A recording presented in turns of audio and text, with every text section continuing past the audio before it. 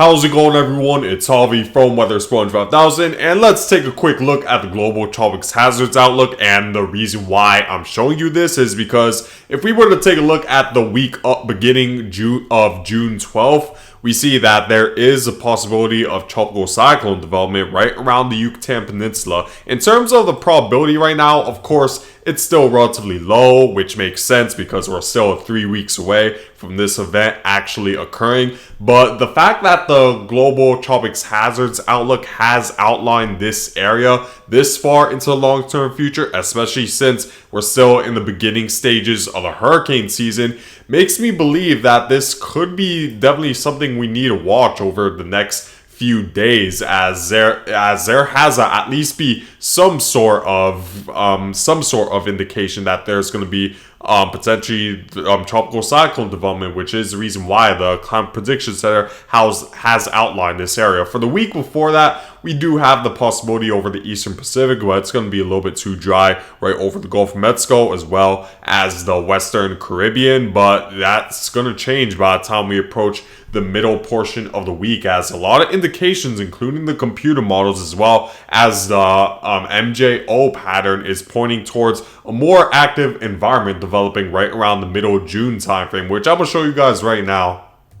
So let's take a quick look at the CFS precipitation anomaly forecast over the next few weeks. So this is where we're currently at right now for the week between May 29th through June 5th. And we clearly see, for the most part, it's drier than normal right over the Gulf of Mexico. But we do have a patch over Cuba as well as Bahamas, where there is expected to be a little bit more precipitation than usual. And in fact, there could be a possibility that out of this area of convective activity we're seeing, we could maybe see a tropical cyclone out of that. Right now, the National Hurricane Center isn't listing an area of having at least a possibility of tropical cyclone development, but the GFS model and even the European model has been showing a little bit of an indication that a low-level center could develop right over this area. I'll keep you guys updated if we see the chance potentially rise, but let me focus a little bit further into the long-term future with the CFS model. We see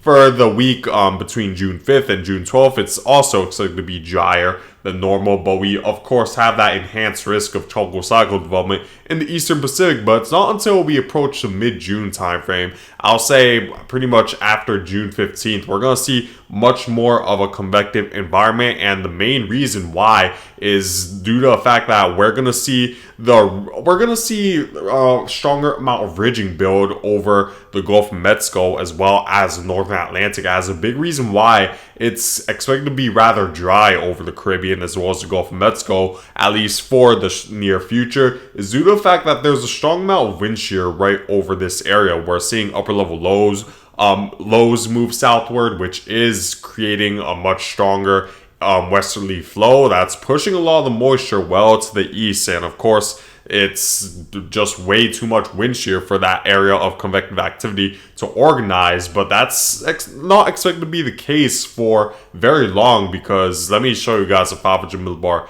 height anomaly real quick. Let me go to a GFS model.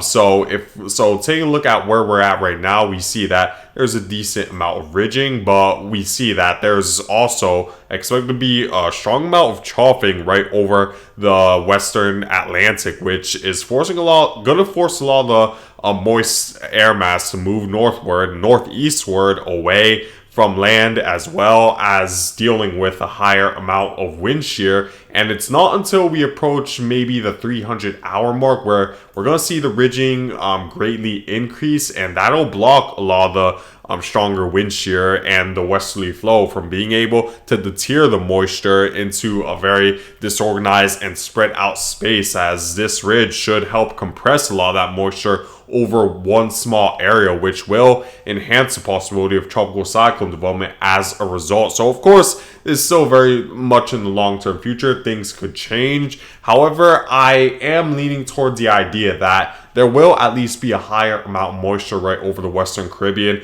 and the Gulf of Mexico. We're just going to need to really iron out the small details that could determine if we're going to see a tropical storm develop or not out of this. And of course, it's too far out to say as of right now. Let me show you guys relative humidity, because it also gives a good idea of what I'm talking about. And we clearly see much of the moisture that moves into the Caribbean just moves to the northeast, because the wind shear is just too strong, as we do have an upper level low that's going to be located right over the southeast. That's going to force a lot of this moisture to the east, but it's not until we approach the long-term future where the ridging definitely increases, and it'll definitely compress the amount of moisture. As of this latest run, it seems like the GFS model is leaning a little bit more towards the moisture being focused in more over the Eastern Pacific. But if we were to take a look at the run before that, the 18Z run, it's a bit more conducive when it comes to tropical cyclone development, where we do see potentially a tropical storm develop right over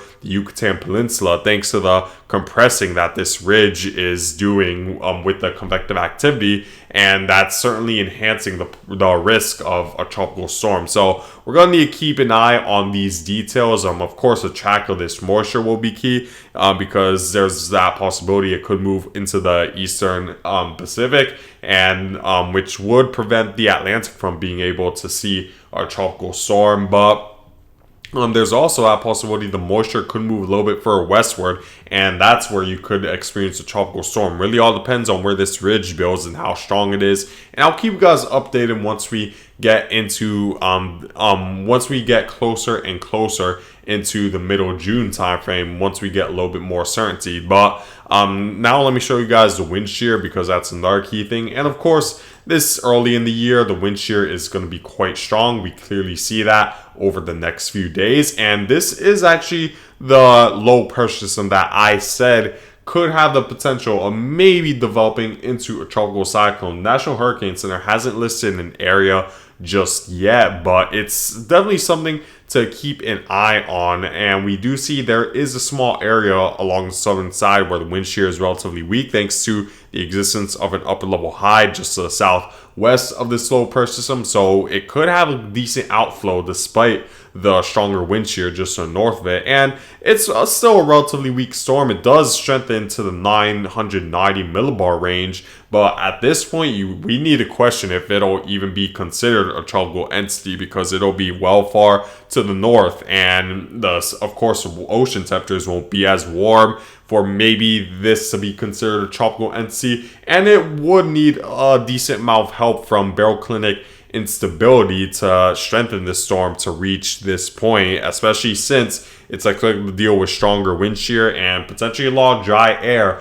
on the the western side. So it's definitely something we're going to need to keep an eye on. But regardless of whether this develops as a tropical storm or not, the places like the Dominican Republic, Haiti, as well as Puerto Rico, you need to be aware of the possibility of very heavy rainfall, as this will occur right around the Monday to Tuesday timeframe, right over Dominican Republic, Haiti, and even portions of Puerto Rico. So you definitely want to keep a close eye on this, whether this develops or not. And taking a look at the European models forecast, the European model is also taking an aggressive approach when it comes to the amount of rainfall over Hispaniola. We do see an enhanced risk of rainfall, as rainfall, interestingly enough, is a little bit further westward right over Cuba. So Cuba, you need to keep an eye on this, as the European model expects this to happen a little bit later, closer to the Wednesday timeframe rather than the Tuesday to Monday timeframe like the GFS model is expecting. But still, it's expected to bring a heavy amount of moisture right around the midweek,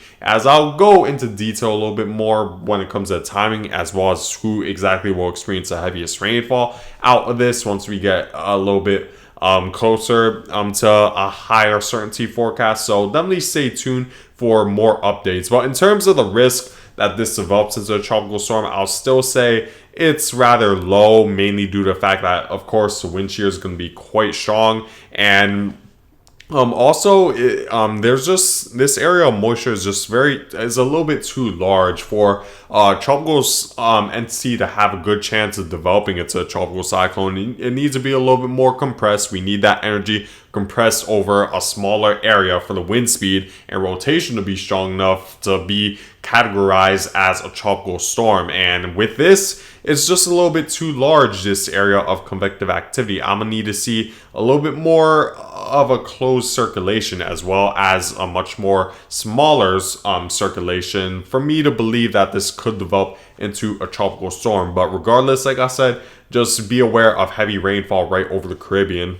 If we were to take a look at the wind shear right over the Caribbean, what's interesting is that the wind shear is expected to be relatively light right over the southern Caribbean, where a lot of this moisture will move into, which is part of the reason why the Climate Prediction Center in its Global Tropics Hazards Outlook has outlined an area where a tropical cyclone is possible. And with wind shear this light, it's definitely not out of the realm of possibilities. And if we do see enough moisture move northward into this slightly sheared environment, we could easily see a tropical storm, and the water temperatures are going to be more than warm enough. And when it comes to the humidity as well as the amount of dry air, there is actually going to be a decent amount of dry air early on, because like I said, we're going to see an upper level a couple of upper level lows move through this area of the Atlantic just off the southeast United States coast. But eventually we're going to see a stronger ridge that should help compress a lot of the moisture, and there still will be a decent amount of dry air, but it won't necessarily be a ton, at least compared